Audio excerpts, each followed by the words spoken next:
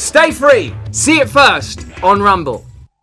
It's not often in this crazy world, is it, Gal, that we get to bring people some good news, with that we get to welcome a genuine hero, someone who is a crusader for truth, justice, and the American way. Not Superman or Batman or any of those people. In this case, it's Adam Andrzejewski, founder of Open the Books, who are an organisation that filed 50,000 Freedom of Information requests last year to help people find the truth. You know, when stuff's classified and you simply can't find out the truth because the truth is not expedient to the interests of the powerful, well, Adam is a person that ensures as best he can that we have access to the truth, which means, of course, he was cancelled by Forbes for making revelations about Anthony Fauci, who you might have heard of. He's a person who works for the government. He's got a lot of knowledge around medicine. Adam, thanks for joining us. Well, Mr. Brand, thanks for having me on. It's great to be here. I really like you already.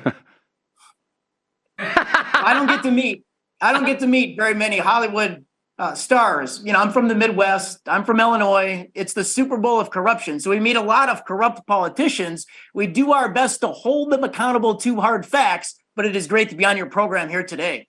Thank you for acknowledging me as a genuine star.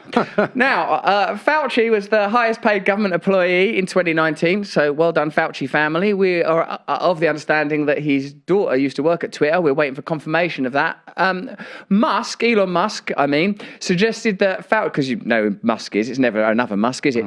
Like, not a Musk deer. No. Musk or a musketeer. Musk suggested Fauci should be prosecuted. What do you think, and why do you think Elon Musk said that? And, you know, come on, mate. Well, Elon Musk has been throwing some bombs lately, that's for sure. I think one thing about openthebooks.com that I just want to lay on the table right away, we're all about hard facts, no spin. Mr. Brent, think of us as a Public Information Act machine, and you've got millions of your awakening wonders in your audience, and you're on a discovery voyage with them. We want to provide the fuel. So like you said in the introduction, last year we filed 50,000 Freedom of Information Act requests to capture, over the course of the last 2 years, $19 trillion worth of federal, state, and local spending. And we do this primarily so regular people can follow the money. So we, ourselves, your listening audience, so we can hold the powerful accountable, Republicans, Democrats, and unelected bureaucrats. So I think there's like three keys to the public health space in America. Number one, the first key is that it has a culture of secrecy. And today we'll talk about the secret revenue stream that our auditors at openthebooks.com uncovered $1.4 billion of these secret, hidden third-party royalties over at the National Institutes of Health. The second key is just what you put on the table with the Faucis. So if U.S. public health was a game show, if it was a reality TV show, I think we'd have to call it Meet the Faucis. Dr. Anthony Fauci and his wife, Christine Grady, most people don't know that she is the chief bioethicist at the National Institutes of Health. Here's the third key. It is a target-rich environment for waste, fraud, corruption, and taxpayer abuse across the entire public health complex. And today we've got some ridiculous examples of just how bad it is. My God, you're brilliant. I was thinking we should have you on every week, every day, really. It should be me. Just come here instead. Get out, you. Yeah. It's Adam now. Adam won't surprise me. Well, he will surprise me with some facts. He's just hit me so hard with so many facts. All right, mate. So how come you got kicked out of Forbes magazine after 8 years? And how come people at the National Institute of Health were getting in touch with you to shut you down? Is it because you were revealing information that was not helpful to the interests of the powerful? That's true. So Forbes didn't want anything to do with our oversight of Dr. Anthony Fauci. So I was, Forbes treated me well for 8 years until I started writing about Fauci. I wrote 3 columns over the span of 3 weeks, and those are the last columns I ever wrote at Forbes. I was there 8 years. I put up 206 investigations for about 20 million page views. These columns were very popular. And as a testament to the quality of the work, Forbes has left my author archive live. Extraordinary, mate, that's happened. What I suppose that I want to understand, mate, is that can you just tell me a little more about the NIH's 30 billion government grants and the 56,000 recipients and the way that these royalties operate and how they are distinct from, bribes? Well, Mr. Brand, I think during the pandemic, the American people, we kind of got the feeling that big government was very close to big pharma. And because of our work at openthebooks.com, now we know just how close they are. NIH, the National Institutes of Health, is actually a revolving door. Every year, they dole out about $32 billion worth of grants to about 54,000 healthcare entities across the United States. Think pharmaceutical companies, universities, research outfits, the entire public health complex. That buys you a lot of friends. That buys you a lot of allies. And now, because of our Freedom of Information Act request, followed by our federal lawsuit to enforce it, we now know, coming back through the other door, over the course of the past 12 years, has been $1.4 billion worth of these hidden secret third-party royalties that enrich the agency, its leadership, and 2,400 of its scientists. So I suppose this is comparable in a sense to the FDA's ability to regulate the pharmaceutical companies that it is funded by, or at least in large part funded by, that when there are so many financial incentives, it's difficult to maintain the idea that these organizations are in any way objective. And ultimately, it appears that these organizations are interlocked, so they have the same agenda. And when that is coupled with the consequences that you suffered for your free columns, it seems like information is being controlled. It appears that people are being financially rewarded. It starts to sound very much like corruption. Can I ask you, Adam? I would start calling you Mister, because I'm loving this Midwest manners thing. I'm loving it. And it's getting a lot of love in the chat. Let me tell you. I hear that Moderna plans to a 4,000% markup for its COVID vaccines. That seems a bit expensive. What do you think about it?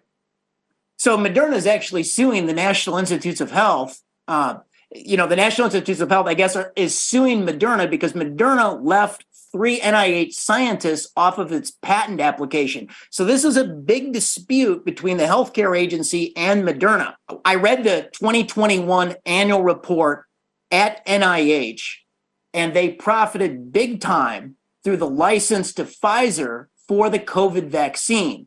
Their third-party royalties in 2021 doubled to $127 million in 2021 because Pfizer licensed COVID vaccine technologies invented at the taxpayer-paid labs over at the National Institutes of Health. NIH is claiming that Moderna actually did not recognize that technology, and they're suing them to get on the patents at Moderna. So stay tuned. This is going to be a big legal fight unless they can work it out. And it doesn't look like they can work it out because this has been going on for the last 2 years. Now, look, and this is why we need transparency on that third-party paid royalty database. Incredibly, although NIH produced 3,000 pages of information, they redacted key information that we need to follow the money. We still can't follow the money. They redacted the name of the third-party payer, so we don't know which pharmaceutical company actually paid the individual scientists. We don't know the amounts the individual scientists, like the leadership, like Fauci, like Collins, like 2,400 scientists received. And they also redacted and blacked out the inventions, the license numbers, and the patent numbers. Those scientists were paid by us, the American taxpayer. They invented these things in taxpayer-funded labs.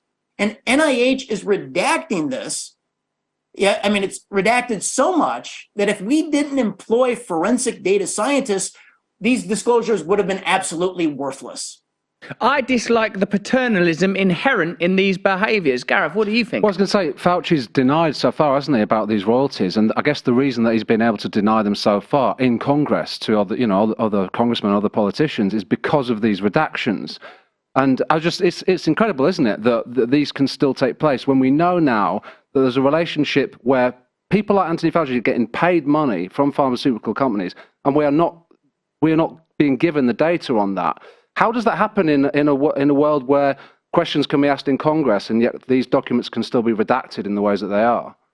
So we launched our report on the third-party royalties in May, and that's when Mr. Brand did that great podcast, 15 minutes on the situation, and it immediately led, 36 hours after our release, to congressional hearings. A powerful hearing in House Appropriations where the acting director, Lawrence Tabak, he was there to get his budget from Congress, but he had to face questions on the third-party royalty report that we issued. And he admitted that, yes, every single one of those 56,000 payments over the course of the last 12 years has the appearance of a conflict of interest.